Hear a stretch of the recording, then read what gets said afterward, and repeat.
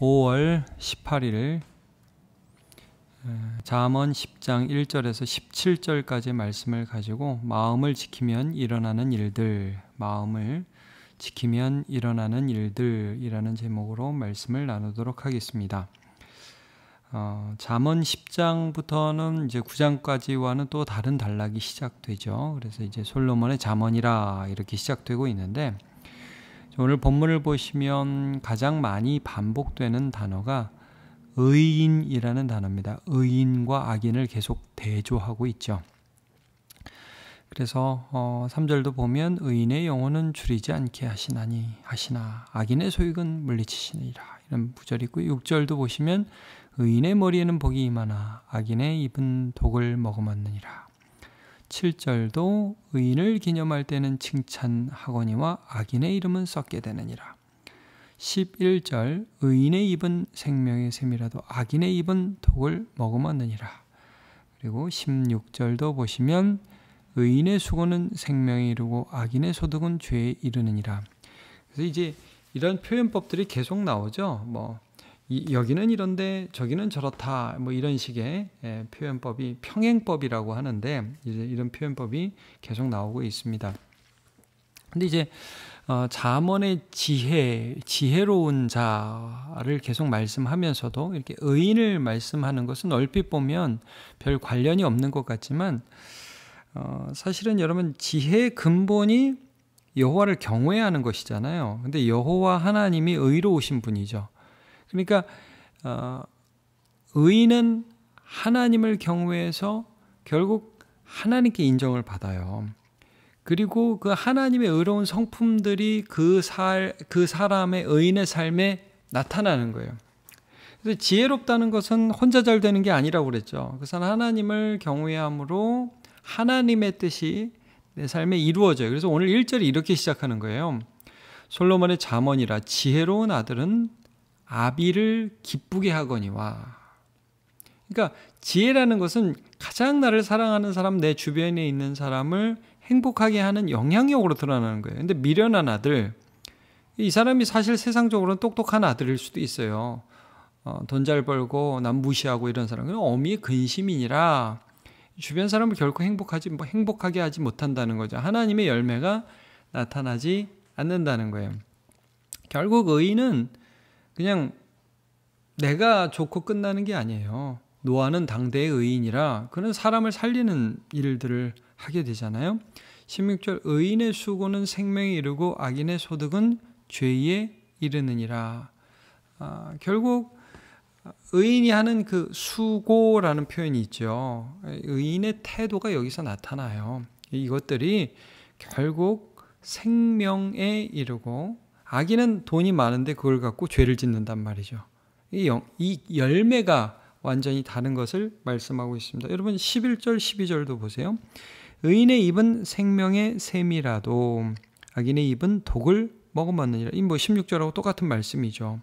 12절 미움은 다툼을 일으켜도 사랑은 모든 허물을 가리느니라. 그러니까 결국 악인의 이런 똑똑함은 미움으로 귀결된다는 거예요. 그래서 결국 다툼이 일어나고 분쟁이 있고 평안도 없고 행복도 없어요. 그러나 하나님을 경외하는 지혜, 의인의 삶이죠. 그것은 사랑으로 귀결되어서 모든 사람에게 하나님의 인자하심을 나타내는 것으로 드러나요.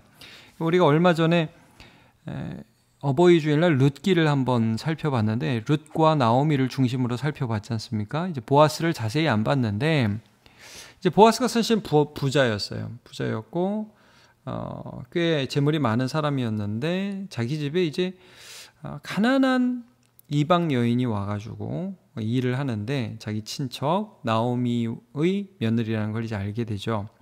그래서 불러가지고 당부를 해요. 다른 밭에 가지 말고 여기 와서 일을 하고, 그리고 내가 남자들이 건들지 못하게 잘 해놨으니까 걱정하지 말고 일을 해라. 룻이 너무 고마워하면서 이런 말을 하거든요. 먼저 물어봐요. 왜 이렇게 잘해주시냐. 그러니까 내가 네 소식 들었다. 네가 시어머니한테 얼마나 공경했고 정말 믿음으로 살았고 내가 들었다. 하나님이 너에게 복을 주시기를 원한다. 그러니까 룻이 이런 대답을 해요. 내 주여, 내가 당신께 은혜 입기를 원하나이다. 나는 당신의 하녀 중에 하나와도 같지 못하오나 당신이 이 하녀를 위로하시고 마음을 기쁘게 하는 말씀을 하셨나이다. 이런 고백을 해요. 룻도 참 지혜롭게 말을 하죠. 이 보아스의 삶에서 우리가 느낄 수 있는 게 뭐냐면 보아스는 부자였어요. 근데 그냥 부자가 아니라 경건한 부자였어요. 하나님을 경외하는 삶을 살아왔다는 것을 우리가 추측할 수 있어요. 그래서 가장 약한 사람을 보면서 그 사람을 무시하고 죽이고 막 독설을 쏟아붓는 게 아니라 야, 뭐 네가 와서 우리 집에 무슨 도움이 된다고 나가라 잘라버리는 게 아니라 그 여인을 보호하고 또 좋은 말로 위로하는 아름다운 지혜의 모습을 보아스에서 우리가 볼 수 있어요. 그러니까 이게 하나님을 경외하는 지혜로운 자의 의인의 모습이라는 거예요. 의인. 그러니까 의인은 욕심을 따라 살지 않아요. 하나님 말씀을 따라 살죠. 그리고 이런 것에 하나님께서 복을 주셔요. 그리고 이런 사람은 하나님을 경외하기 때문에 성실하게 산다고요. 자, 2절을 보시면 불의의 재물은 무익하여도 공의는 죽음에서 건지느니라 이런 표현이 있죠. 이게 재물에 대한 말씀을 오늘 사실 좀 하세요. 불의에서 재물을 얻는 것, 하나님을 경외하지 않고 도둑질하고 남 것 빼앗아서 얻는 것 아무런 유익이 없다. 그러나 공의로운 삶, 여기도 이제 의가 나오는데 그것은 뭐 자신도 물론이거니와 하나님께 인정을 받으니까 이 죽음에서 건지느니라 하나님이 그에게 복을 주신다는 말씀이거든요. 그리고 또 그런 삶은 다른 사람을 살리기도 해요. 그러니까 3절 여호와께서 의인의 영혼은 줄이지 않게 하신 악인의 소욕은 물리치시느니라. 하나님이 복을 주신다는 거예요. 그 하나님의 복을 바라기 때문에 의인은 어떤 삶을 사느냐? 4절 5절 보시면 성실하다는 거예요. 이거 이제 잠언에서 굉장히 중요하게 여기죠. 게으름을 죄로 말씀하잖아요. 이 신약 성경에 보면 달란트 비유에서도 악하고 게으른 종아라고 하면서 게으름과 악을 동일하게 보죠. 여러분 하나님을 믿는 자는 하나님께서 이 땅에서 나에게 주신 사명을 성실하게 순종하면서 살아갑니다. 그러니까 믿음이 성실로 나타나죠. 4절 5절 손을 게으르게 놀리는 자는 가난하게 되고 손이 부지런한 자는 부하게 되느니라. 하나님의 복을 주신다는 말씀이에요. 여름에 거두는 자는 지혜로운 아들이나 추수 때에 자는 자는 부끄러움을 끼치는 아들이니라. 이게 이 표현 참 재미있죠. 추수 때 자는 자는 가난하게 되느니라 라고 하지 않고 부끄러움을 끼치는 아들이니라 라고 말씀을 하고 있습니다. 결국 이제 그 1절에서 말씀했던 것처럼 미련한 아들은 어미의 근심이니라. 이 영향력이 그렇게 간다는 거예요. 그러니까 하나님을 경외하지 않는 것이 삶으로 드러나고 그런 삶에 하나님이 은혜를 주시지 않고 그런 삶은 결국 좋은 영향력을 끼칠 수 없다는 거예요. 이런 면에서 우리가 15절을 해석해야 돼요. 15절이 약간 오해의 소지가 있죠. 부자의 재물은 그의 견고한 성이요 가난한 자의 궁핍은 그의 멸망이니라. 이게 무슨 의미입니까? 그럼 뭐 여러분 세상에 부자가 얼마나 다양해요. 태어나 보니까 부자도 있고, 그죠? 돈 많은 집안이라. 참, 그런 거 보면 그냥 세상적인 마음으로 그냥 단순히 부러울 수도 있어요. 사기쳐서 부자 된 사람도 있고. 근데 여기서 부자는 그런 의미가 아니죠. 하나님을 경외하고 성실하게 살아서 재물을 얻은 것. 그건 이제 견고한 성이라 이 말씀이에요. 근데 이제 정말 함부로 살고 하나님 경외하지 않고 게으르고 그렇게 해서 궁핍이 온 것, 멸망이다. 이렇게 말씀을 하고 있는 것이죠. 그러니까 근본적으로 여러분 의인은 뭘 바라느냐 하면 하나님을 바라봐요. 그래서 성실한 거예요.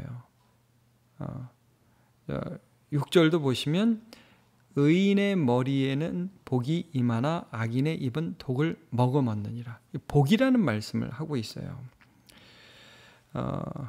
심지어 사람들에게도 인정을 받습니다. 7절을 보시면 의인을 기념할 때는 칭찬하거니와 악인의 이름은 썩게 되느니라. 9절 바른 길을 행하는 자는 걸음이 평안하려니와 굽은 길로 행하는 자는 드러나리라.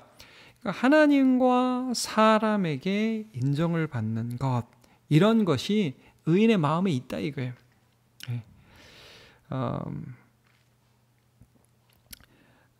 하나님을 경외하지 않는 자는 이런 복이 없어요.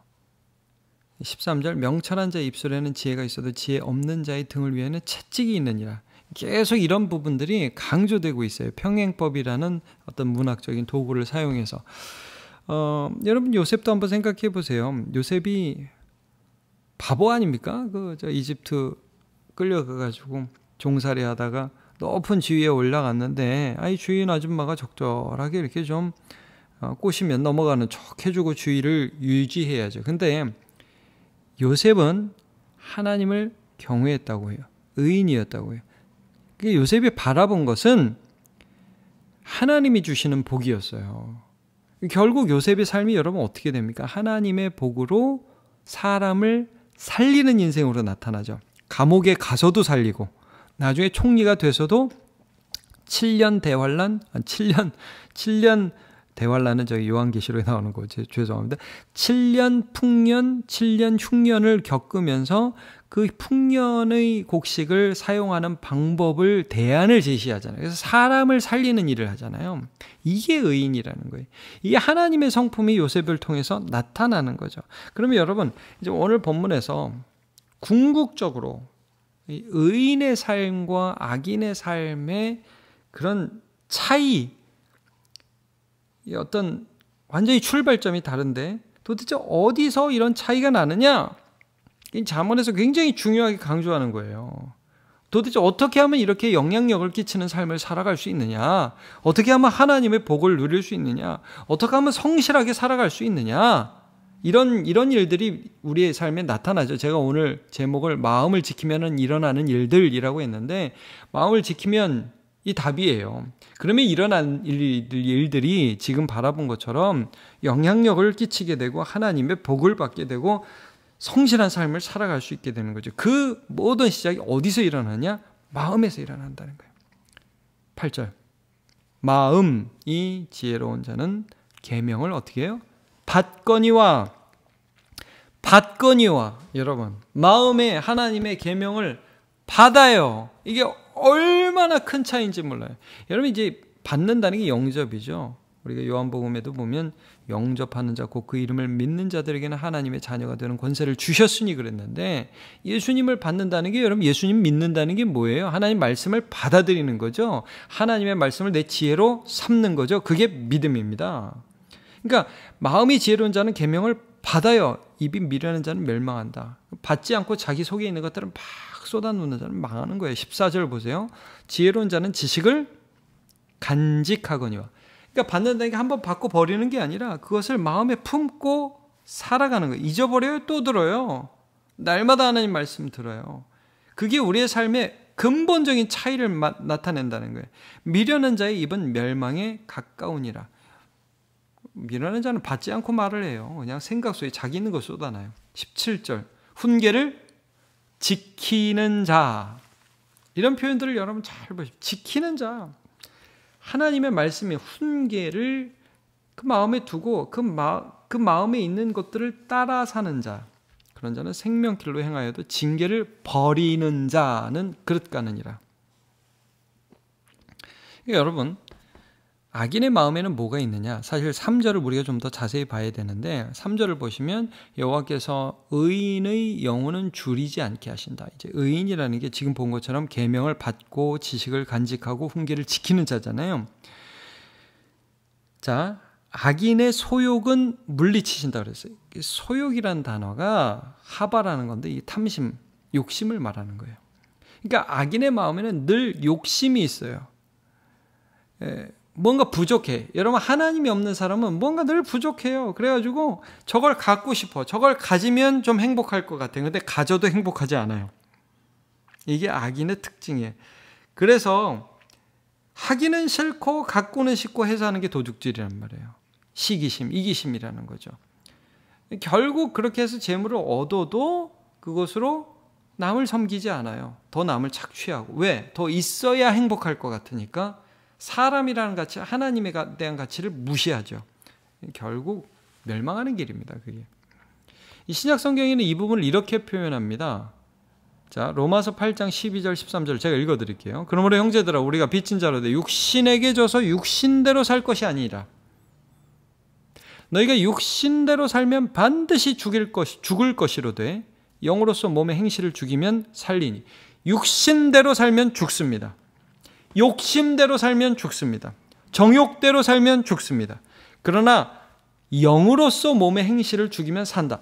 성령을 따라서 내 몸의 욕심을 죽이면 산다. 여러분, 성령이 어떤 영입니까? 말씀의 영입니다. 하나님의 말씀을 깨닫게 하시고 하나님의 말씀을 소망하게 하시고 그 말씀을 따라 살 수 있는 능력을 주시고 그 말씀을 따라 기도하게 하시는 영이 성령님이십니다. 성령 따라 살면 사는 거예요. 육신 따라 살면 죽습니다. 뭐 사람이 약하지. 약하니까 이 정도 죄는 지어도 좋지. 그럴 수 있지. 여러분, 그렇게 합리화하면 어리석은 것입니다. 그래서 여러분, 잠언엔 굉장히 중요한 구절이 잠언 4장 23절입니다. 무릇 지킬 만한 것 중에 더욱 내 마음을 지키라. 생명의 근원이 이에서 남이니라 그랬습니다. 마음을 지켜라. 그러니까 우리 마음에 하나님의 법을 두기 시작할 때 이 모든 변화들이 일어나기 시작하는 거예요. 예수님도 이런 말씀하셨어요. 마가복음 7장 20절. 사람에게서 나오는 그것이 사람을 더럽게 한다. 악한 생각, 음란, 도적질, 살인, 간음, 탐욕, 악독, 속임, 음탕, 질투, 비방, 교만, 우매함, 이 모든 악한 것이 다 속에서 나와서 사람을 더럽게 한다. 여러분, 하나님의 말씀을 마음에 두시고 그 말씀을 따라서 지키며 살아갈 때에 게으름을 버리고 날마다 내 속에 있는 욕심을 버리고 게으름을 버리고 성실하고 결국 하나님이 주시는 복을 받되 그 복으로 다시 사랑하는 의인의 삶을 사시기를 예수님의 이름으로 축복합니다. 하나님, 우리 마음을 지키며 살아갈 수 있도록 도와주시옵소서. 하나님이 원하시는 그 의인의 삶을 살 수 있기를 원합니다. 마음에 내 욕심을 정당화하고 그것을 용인하지 않게 해주시고 하나님의 말씀으로 내 육신을 쳐서 이기며 죄를 대항하고 또 말씀이 승리하는 인생을 마음에서부터 살아갈 수 있도록 도와주시옵소서. 우리의 마음을 지켜주옵소서. 오늘도 수많은 욕심과 불안과 염려와 질투와 시기가 우리 안에 있습니다. 하나님의 마음을 하나님을 바라볼 때에 염려하지 않는 마음, 지켜주실 것을 믿는 마음, 함께해 주실 것을 신뢰하는 마음으로 참 이 마음을 잘 지켜서 오늘도 승리하는 하루 살아가게 도와주옵소서. 예수님의 이름으로 기도합니다. 아멘.